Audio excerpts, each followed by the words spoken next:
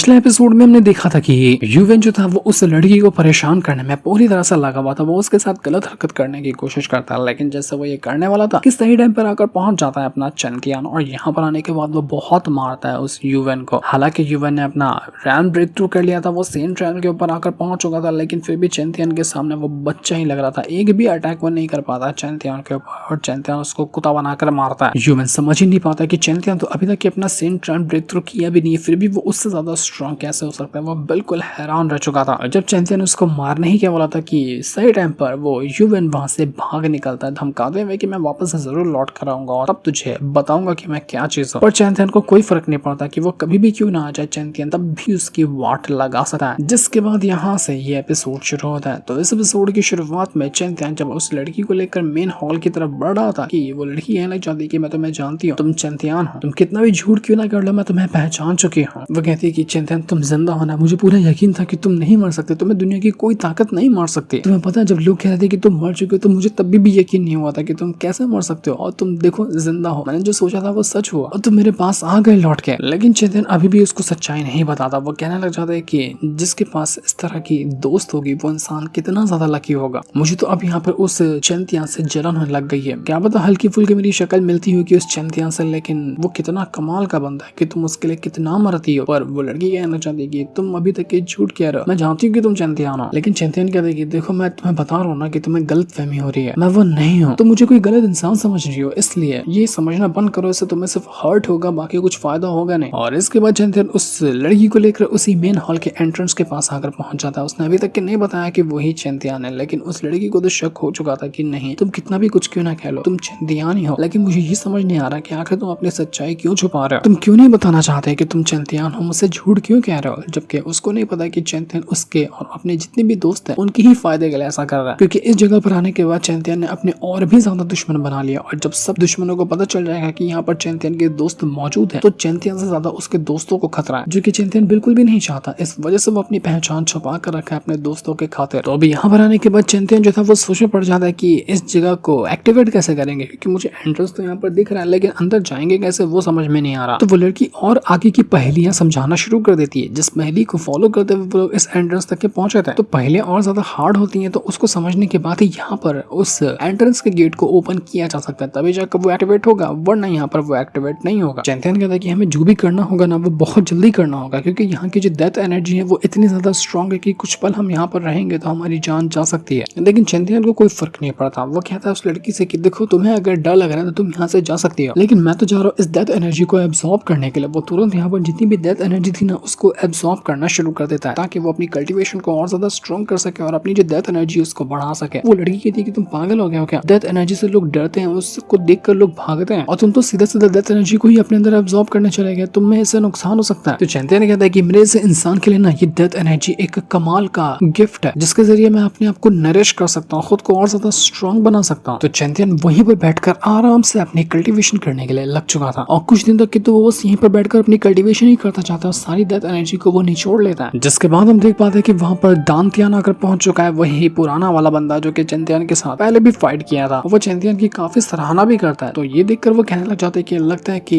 इस main hall के पास भीड़ बढ़ने वाली है। मुझे लगा कि सिर्फ मैं ही वो इंसान हूँ जिसको मेन हॉल के बारे में पता चला, लेकिन अब तो यहाँ पर चैंपियन भी आकर पहुंच चुका है, और भी कई सारे लोग यहाँ पर पहुंचते ही होंगे। और बिल्कुल जैसा उसने सोचा था वही चीज वहां पर हो जाती है, क्योंकि वहां पर चेंशिया और बाकी के जो भी बंदे थे जो बहुत पहले चैंपियन से फाइट करने के लिए आए थे, वो सब यहाँ पर आकर पहुंच चुके थे। इन सभी को उस मेन हॉल के बारे में पता चला और सब जानना चाह रहे थे कि मेन हॉल के अंदर क्या चीज मौजूद है। इन पुराने दुश्मनों की तो कमी नहीं थी, जबकि अब यहाँ पर नए वाले दुश्मन भी आ चुके थे, जैसे कि यूवेन आ जाता है अपने और भी बंदों को साथ में लेकर। बाकी वही बंदे थे जो कि दावेदार थे होली डिसाइपल बनने के, और ये लोग भी यहाँ पर आए थे चैंपियन से बदला लेने के लिए। अब चैंपियन चारों तरफ से घिरा हुआ था। यहाँ पर वो मेन हॉल के अंदर जाएगा वो बात तो छोड़ो, अब यहाँ पर सब लोग उसकी फील्डिंग सेट करने के लिए पहुंच चुके थे, वो बात तो अलग ही थी। ध्यान वो पी के जो बंदे थे वो यहाँ पर कहने लग जाते हैं उस लड़की से कि तुम तो यहाँ पर इस धोखेबाज इंसान के साथ मिल गई हो, और इसके साथ मिलने के बाद तुमने यूवेन के ऊपर अटैक करवाया, देख रही है वो कितना ज्यादा इंजर्ड है, तुम अपने ही सेक्ट वालों को धोखा कैसे दे सकती हो, और जब तुमने धोखा दे ही दिया है तो अब हम यहाँ पर इस बंदी के साथ साथ चैंपियन के साथ साथ तुम्हें भी नहीं छोड़ने वाले, तुम दोनों के दोनों आज यहाँ पर मरोगे, तुम्हारे बचने के कोई चांसेस नहीं है। तो ये सुनकर वो लड़की कहने जाती कि देखो तुमको यहाँ पर उस यूवेन ने सच्चाई बताई है क्या, उसने मेरे साथ क्या करने की कोशिश की थी, उसने मेरे साथ जबरदस्ती करने की कोशिश की थी, इस वजह से मैंने उसको सबक सिखाया और चैंपियन ने भी उसको जाकर सबक सिखाया।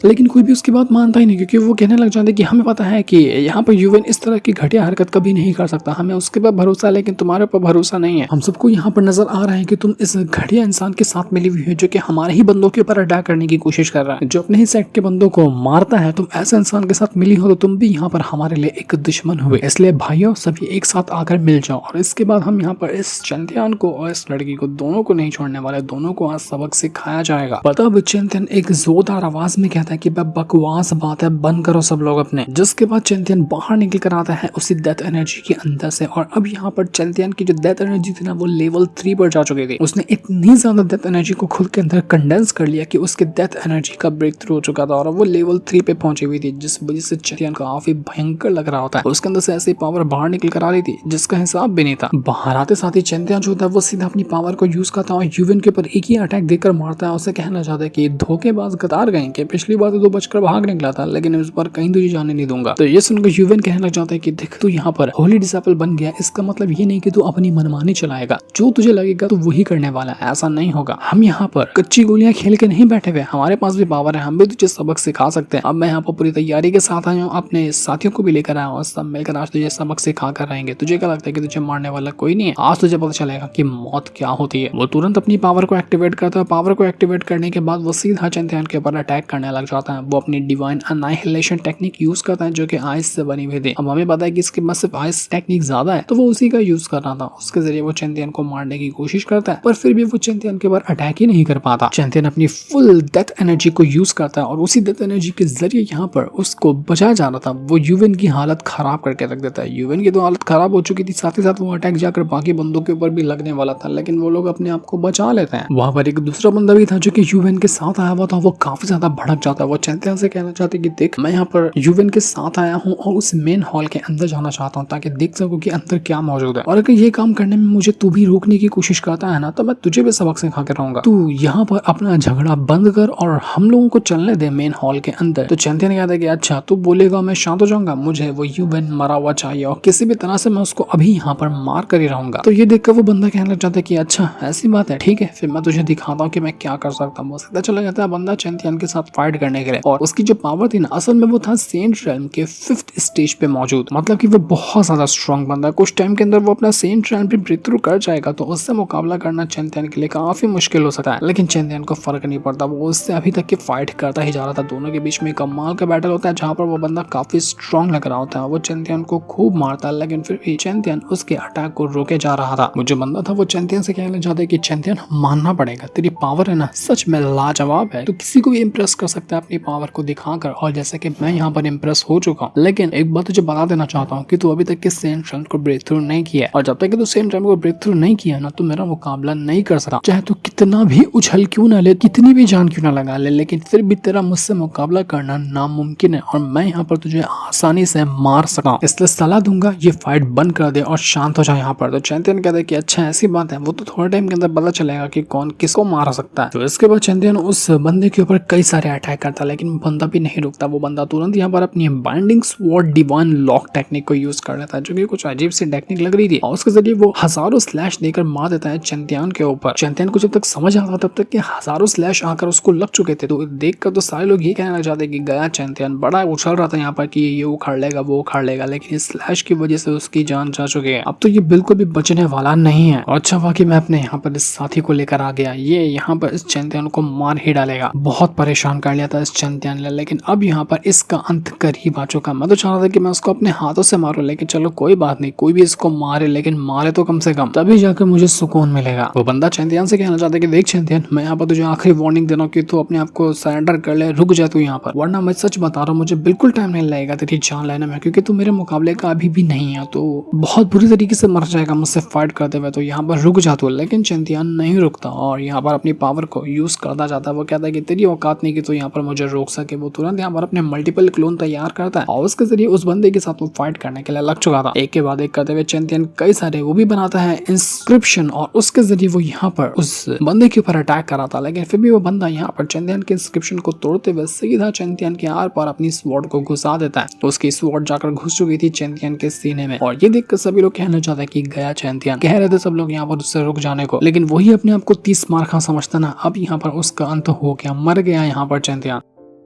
यूविन तो बड़ा खुश होता है। वो यहाँ पर उस बंदे का शुक्रिया भी करता है और कहने लग जाता है कि चैंपियन मुझे मारने की कोशिश कर रहा था ना, अब जाकर अगला जन्म लेना मुझे मारने के लिए, इस जन्म में तो तुझसे ना हो पाया। पर तभी चैंपियन स्वॉर्ड उठाता है और यूविन के सीने के आर पार घुसेड़ चुका था। कहने लग जाता है कि बदला लेने के लिए तो तुझे अगला जन्म लेना पड़ेगा, मुझे तो अगले जन्म की बात करवा रहा है, तो अगले जन्म भी या फिर कितने भी जन्म क्यों ना ले तब भी तू मेरा बाल तक पाका नहीं कर सकता। और यहाँ हमें पता चलता है कि जिस चैंपियन को उस बंदे ने मारा है, जिसके अंदर उसने अपनी स्वॉर्ड घुसाई है ना, वो सिर्फ एक क्लोन था और ओरिजिनल वाला तो यहाँ पर उसे यूविन की फील्डिंग सेट कर चुका है। उसने यूविन के अंदर स्वॉर्ड ही घुसा कर रख दिया और लग रहा था कि यूविन अब यहाँ पर मर चुका है। देखकर सभी लोग हैरान रह जाते हैं कि आखिर ये था क्या, ये क्या यूज किया इस चैंपियन ने जो उसके सामने कोई टिक ही नहीं पाया, और ये खुद के क्लोन बना सकता है, इंस्क्रिप्शन तैयार कर सकता है, ये है क्या चीज। वहां पर हम एक बंदे को भी देख पाते हैं जो कि मास्क लगाया हुआ था और अजीब सा ही लग रहा था। वो कहने लग जाता है चैंपियन की इस इंस्क्रिप्शन की पावर को देख करके इंटरेस्टिंग, ये बंदा तो मुझे काफी लाजवाब लग रहा है, इसके बारे में थोड़ा और जानना पड़ेगा। लेकिन ये था कौन, ये तो अभी हमें नहीं बताया जाता। पर वो ये जरूर कहता है कि आखिर इस बंदे से मुझे फेमिलियर सी फीलिंग क्यों आ रही है, ऐसा क्यों लग रहा है कि मैं उसको पहले से जानता हूँ, या इसका और मेरा कोई ना कोई तो कनेक्शन है, लेकिन क्या है वो समझ में नहीं आ रहा। तभी देखते ही देखते वहां का मौसम बदलने लग जाता है, हर तरफ अजीब से पोर्टल बनने लग गए थे और डेथ एनर्जी और ज्यादा स्ट्रॉन्ग हो जाती है। देखकर सभी लोग घबरा जाते हैं कि ये हो क्या रहा है, कहीं ऐसा तो नहीं कि यहाँ पर मेन हॉल का जो एंट्रेंस है वो ओपन हो रहा है। हो सकता है कि वो एंट्रेंस यहाँ पर ओपन हो रहा हो, इस वजह से यहाँ पर इतनी ज्यादा एनर्जी बाहर निकलती है। जो पोर्टल क्रिएट हुए थे छोटे छोटे, जितने भी बंदे यहाँ पर आए हुए थे ना, उन सभी को अपने अंदर खींचने की कोशिश करती है। समझ नहीं आता किसी को कि लोग क्या करें, वो लोग अपनी जान बचाकर भागने लग जाते हैं। चैंपियन को भी एक पोर्टल खींचने की कोशिश करता है तो चैंपियन और वो लड़की दोनों उसी पोर्टल के अंदर जाने लग जाते हैं। सभी लोग अपने आप को बचाने की कोशिश करते हैं लेकिन कोई फायदा होता नहीं, और एक के बाद एक करते हुए वो जो पोर्टल यहाँ पर क्रिएट हुए थे ना, वो सभी को अपने साथ अंदर खींच लेता है। देखते देखते वो लड़की भी एक पोर्टल के अंदर जाकर पहुंच चुकी थी और जैसे वो यहाँ पर आती है ना, वहां पर एक अजीब सा बीस्ट आकर पहुंच जाता है। वो लड़की अपनी पावर का यूज करते हुए खुद को बचाने की कोशिश करती है, लेकिन अफसोस कि वो यहाँ पर खुद को नहीं बचा पाती और तुरंत उस बीस्ट ने उसके ऊपर अटैक कर दिया था, जिस वजह से वो लड़की नीचे गिरने लग जाती है। ऐसा लग रहा था कि अगर यहाँ पर कुछ नहीं किया गया ना तो पक्का वो लड़की यहाँ पर मारी जाएगी, लेकिन जैसे वो हिम्मत हार चुकी थी कि तभी वहां पर आकर पहुंच जाता है चैंपियन, और यहाँ पर आने के बाद वो अपनी पावर का यूज करते हुए उस लड़की को बचा चुका था, जिस वजह से उस लड़की की जान बच जाती है, वरना तो अभी वो यहाँ पर मर गई होती। पर अब ये लोग आए थे तो मेन हॉल के अंदर जाने के लिए, लेकिन अब ये लोग पहुंच कहाँ गए ये तो हमें अभी नहीं बताया जाता। क्या चैंपियन उस मेन हॉल के अंदर जा पाएगा, और क्या हम जान पाएंगे कि असल में मेन हॉल के अंदर है क्या चीज जिसके लिए लोग इतना ज्यादा मर रहे हैं। वो जानने के लिए तो हमें नेक्स्ट एपिसोड का इंतजार करना पड़ेगा, क्योंकि इसी सीन के साथ ये वाला एपिसोड यहीं पर एंड हो जाता है। Thanks for watching.